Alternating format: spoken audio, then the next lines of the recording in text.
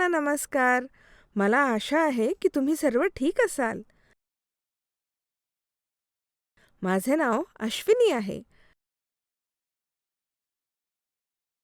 आणि आज मी तुम्हाला एक छोटीशी कविता ऐकवीन. आता माझे लक्षपूर्वक ऐका बरं का. पावसाळ्याचे दिवस सुंदर असतात आणि सर्वांना आनंद देतात. निसर्गात पाऊस सौंदर्य वाढवतो. नवीन पानांनी वाहणारी झाडे हिरवळ वाढवतात. वारा थंड आणि वाऱ्यासारखा असतो. ओढे वाहतात आणि तलाव आणि नद्या भरून जातात. शेतकरी उत्साहित होतात आणि शेती करायला लागतात. पाऊस सर्वांना एक मेजवानी देतो. पावसाबद्दल ऐकून खूप आनंद झाला ना? ते छान होते. तुम्हाला पावसाबद्दलची कविता आवडली का? ठीक आहे मुलांनो. आता आपण आजच्या आपल्या विषयावर चर्चा करूया, जो पाऊस आणि नद्या आहे. हा व्हिडिओ पहा. तुम्हाला काय दिसते? हो, ते वाहत्या पाण्याचा प्रवाह आहे. पृथ्वीवरील सर्व जीवनांसाठी पाणी अत्यंत महत्त्वाचे आहे. पृथ्वीच्या पृष्ठभागाचे 71% पेक्षा जास्त भाग पाण्याचा आहे, परंतु तो वर्षभर समान रीतीने वितरित किंवा सुसंगत नाही. आपल्याला पिके घेण्यासाठी पाण्याची आवश्यकता असते, परंतु त्याची गुणवत्ता वेगवेगळ्या ठिकाणी बदलते. आजच्या धड्यात आपण पाऊस कधी पडतो, कोणत्या भागात कमी अधिक पाणी असते, आपल्याला स्वच्छ पिण्याचे पाणी कुठे मिळते आणि आपल्याला खारट किंवा कठीण पाणी कुठे मिळते याबद्दल बोलूया. चला मग तर आजचं सत्र सुरू करूया. या धड्यात आपण चर्चा करत आहोत ढग आणि पाऊस. जलचक्र, वारे आणि ढग. तेलंगणातील पाऊस. पर्जन्यमापक. या धड्यातले कीवर्ड्स. बाष्पीभवन. बाष्पीभवन ही अशी प्रक्रिया आहे ज्याद्वारे द्रव वायूमध्ये रूपांतरित होतात. स्मक्षेपण. सक्षेपण ही अशी प्रक्रिया आहे जिथे पाण्याची वाफ द्रव बनते. वर्षाव.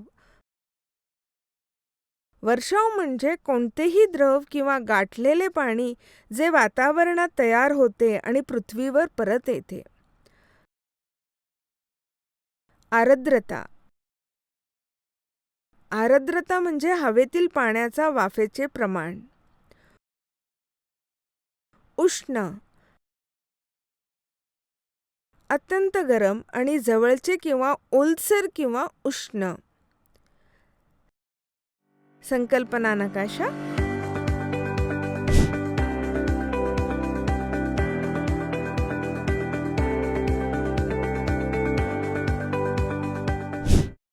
एप्रिल, मे आणि जून या उष्ण महिन्यानंतर पावसाळा सुरू होतो, जो महिने टिकतो. तुम्ही कधी विचार केला आहे का की पाऊस कशामुळे पडतो आणि पावसाची ढगे कुठून येतात? जलचक्राचे निरीक्षण करा, जेणेकरून तुम्हाला ही प्रक्रिया समजेल. ढग आणि पाऊस. पावसाचे चक्र पाण्याच्या बाष्पाने सुरू होते. जेव्हा पाणी बाष्पीभवन होऊन नाहीसे होते तेव्हा काय होते? जेव्हा तुम्ही ओले कपडे बाहेर टांगता तेव्हा पाणी बाष्पीभवन होते आणि कपडे सुकतात. जेव्हा तुम्ही पाणी एका ताटात सोडता तेव्हाही अशीच प्रक्रिया होते. काही काळानंतर ते बाष्पीभवन होतं. वाळवण्याच्या या प्रक्रियेला बाष्पीभवन म्हणतात. आणि जेव्हा पाणी पाण्याच्या वाफेत बदलते आणि हवेत मिसळते तेव्हा ते घडते. उकळत्या पाण्यात नसतानाही बाष्पीभवन होऊ शकते. पृथ्वीवर महासागर, नद्या आणि तलाव आहेत. या शरीरांमधून पाण्याचे बाष्पीभवन होते. आपले शरीर झाडे, वनस्पती आणि माती यासह ओलावा असलेल्या ठिकाणी बाष्पीभवन होतच. जास्त तापमानामुळे पण बाष्पीभवनाचा दर वाढतो. चला तर मग आपण जलचक्र पाहूया. बाष्पीभवन. पाण्याचे बाष्पात रूपांतर होणे याला बाष्पीभवन म्हणतात.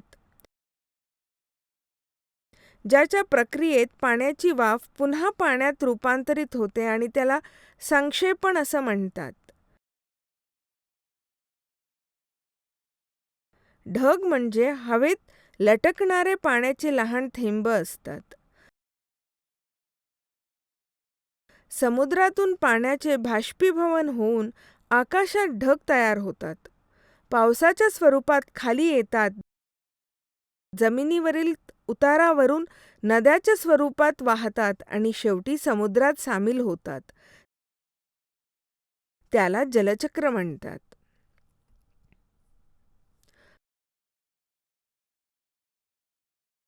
पर्जन्यवृष्टी. पाण्याच्या वाफेचे विविध प्रकार पर्जन्यवृष्टी म्हणून ओळखले जातात. हे दव, धुके, पाऊस, बर्फ किंवा गारांच्या स्वरूपात होऊ शकते.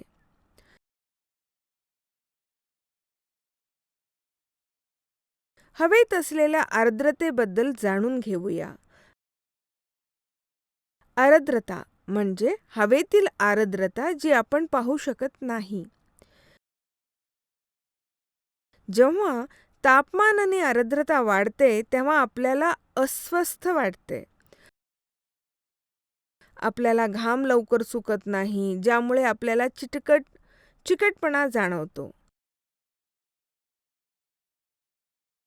अशा प्रकारच्या हवामानाला उष्ण हवामान असे म्हणतात. आता आपण वारे आणि ढगामधील संबंध पाहूया. अरबी समुद्र आणि बांगलाच्या उपसागरातून येणाऱ्या वाऱ्याद्वारे पावसाळी ढग वाहून येतात.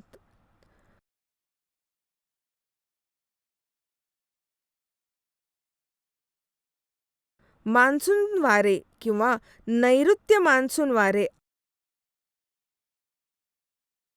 असे हे वारे फक्त उन्हाळ्यात येतात.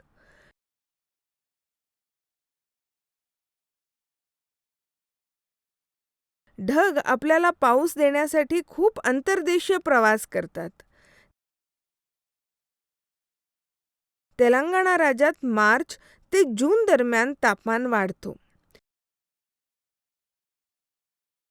जेव्हा नैऋत्य मान्सून जूनच्या सुरुवातीला येतो तेव्हा ते ढग आणि पाऊस आणतात.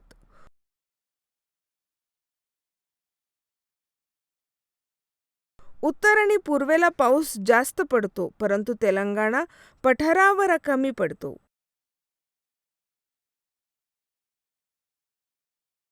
पश्चिम घाटामुळे पर्वतीय प्रदेशात पाऊस पडतो.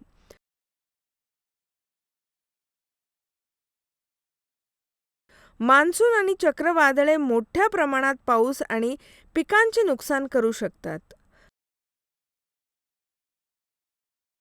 ऑक्टोबर नंतरही बंगालच्या उपसागरातून नैऋत्याकडे वारे वाहतात, ज्यामुळे कमी पाऊस पडतो. याला ईशान्य मान्सून किंवा माघारी जाणारे मान्सून असे म्हणतात.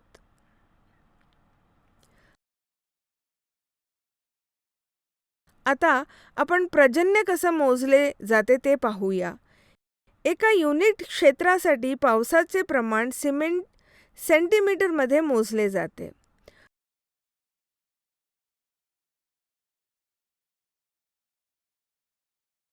आपण पावसाचे प्रमाण कसे मोजतो चला पाहूया. पावसाचे मोजमाप करण्यासाठी बाटली अडथळा मुक्त क्षेत्र ठेवा. गोळा झालेले पाणी मोजण्यासाठी स्केल वापरा.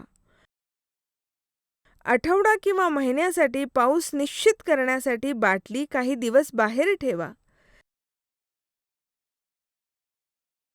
सेंटीमीटरमध्ये पाऊस मोजण्यासाठी स्केलने पाण्याच्या पातळी मोजा. पुढे आपण नद्या सुरू ठेवूया. धन्यवाद.